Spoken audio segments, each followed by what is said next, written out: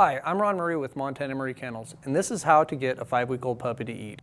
So one of the reasons that we want to start feeding a puppy at 5 weeks of age is probably because you're a breeder and you're trying to figure out how to get the puppies to eat. Or maybe you've come across an abandoned puppy and you're trying to get them more solid food so they can actually be gaining a little bit of weight. So as we get ready to think about how we're going to get a puppy to eat, we have to think about what we're going to feed them at the same time. A lot of times we always want to start with just regular dry kibble.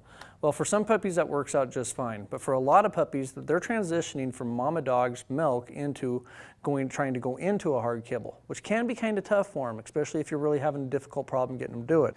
So what I have here is I have a bowl with just some dry kibble in it, and what I did over here is I actually put some warm water into this. So with this having warm water into it, it softens it down and makes it feel good.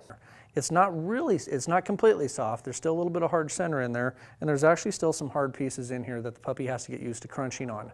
We want them to get used to that crunching motion so we can actually just be feeding them a regular full bowl of food.